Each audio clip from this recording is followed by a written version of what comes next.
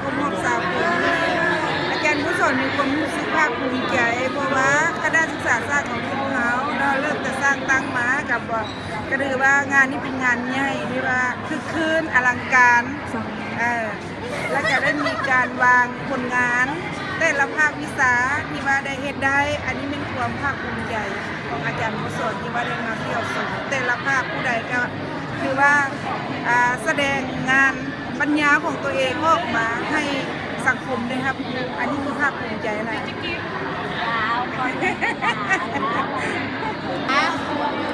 ในการบึงปัญหาต่างๆของคน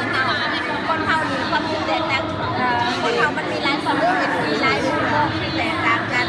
อย่างเช่นในการบึงปัญหาต่างๆแล้วเฮาก็บึงตัวเองขาเฮาบึงขาที่เนาะเฮาก็จะเห็นตัวเองขาเฮาบึงขาที่เฮาก็จะเห็นหลายสิ่งหลายอย่างหลากหลายเป็นสติเตือนใจคนว่ามันทำให้บ้านที่เขาใหญ่พันที่มันต้องเบิ่งให้ละเอียดรอบคอบ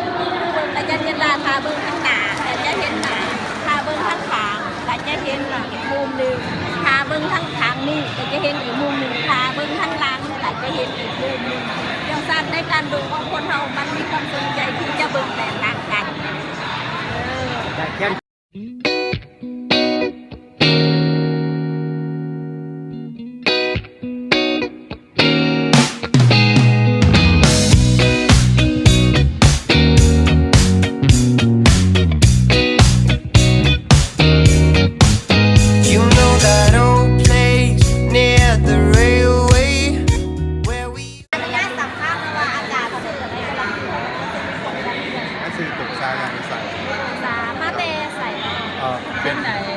เป็นนักศึกษาปริญญาโทของคณะศึกษาศาสตร์เป็นโดยสาขาบริหารการศึกษา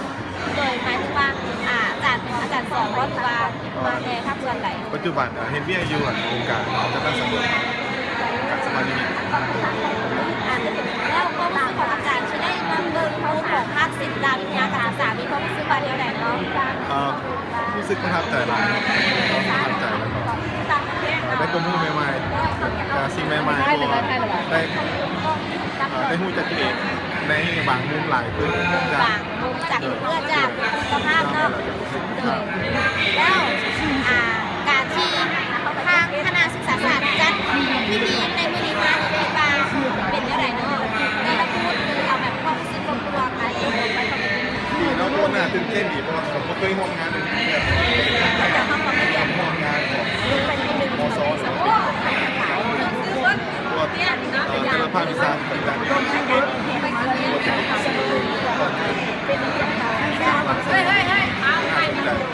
วันเขาที่ยังขอต้องขอเข้าใจอาจารย์เราบอกว่าสวัสดีเราจะมาเบิ่งภาพบรรยากาศตอนสุดท้ายของงานมหาวิทยาลัยของงานคณะศึกษาศาสตร์จัดขึ้นเนาะซึ่งมันจะเป็นผู้สุดท้ายในตอนนี้ก็คือตอนเริ่มมาเบิ่งบรรยากาศรวมๆเลยแยกพวกเบาพี่อันนี้เป็นภาคสอบผู้จิตตามเนี่ยกับเป็นสาวเราเบิ่งแจกของเบาเนี่ยภาคพละศึกษาเบิ่งแจกตุ๊กตาแจกตุ๊กตา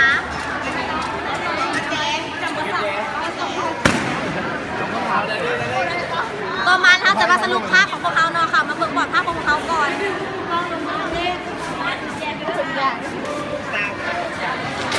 จะพาวันกี้กระดาษความคิดเห็นของทางภาคของเขาได้จัดขึ้นมาก็คือว่าประสบผลสำเร็จเนาะเพราะว่ามีคนมาคอมเมนต์อย่างหลวงหลายเลยว่าจะเป็นของทางคณบดีของทางคณบดีเขามีซัดเนี่ย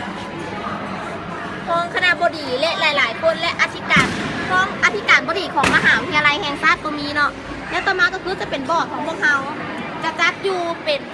4บอร์ดแต่ว่าเป็น8โซนเนาะก็คือจะมีทางด้านการเรียนการสอนต่อมาอันนี้ก็คือเป็นระบบการจัดตั้งของภาควิชามันมีอยู่4สมัยสถิติผู้อาจารย์สถิตินักเรียนและสถิตินักเรียนที่จบไปตามจำนวนเลยมันเจ็บผู้เป้าได้คำถามนะ อันนี้แมนรวบรวมนักศึกษาของแต่ละรุ่นเนาะรุ่น1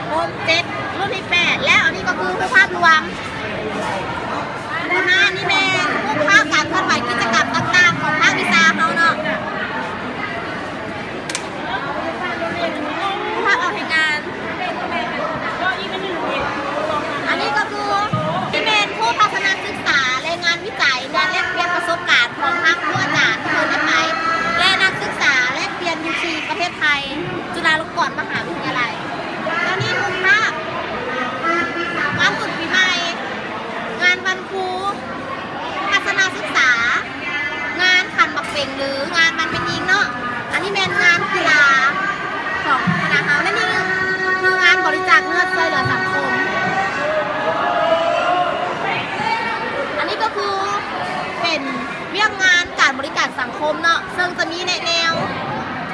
การแนวนี้ก็คือจะเป็นแนวให้นักเรียนนักศึกษาชั้นม .7 ที่จะศึกษาต่อสายอาชีพเนาะเข้าไปศึกษาให้เขาแนะนำให้เขาเกี่ยวกับเรื่องการเลือกอาชีพในการศึกษาแล้วนี่ก็คือเรียกฝึกอบรมครูเนาะถือว่าเป็นเรียกที่ทางภาคของเขาได้จัดขึ้นเป็นหลายๆครั้งเรียนติดกันจนถึงขั้นทอดครั้งที่24กำลังดำเนินอยู่แล้วแมนเป็นเรียกที่แบบว่าทางภาควิชาใดที่อยากเป็นครูสนใจแมนมาเรียนครูวิญญาณศาสตร์ของพวกเขาก็จะได้ไปยั่งยืนในการที่เป็นครูได้และไปสอนได้สบายเลยเนาะอันนี้ก็คือเรียกอาสาสมัครเกี่ยวกับอาสาสมัครโครงการเอื้อยสอนภาษาอังกฤษให้น้องอยู่ที่แข่งบริคำใจ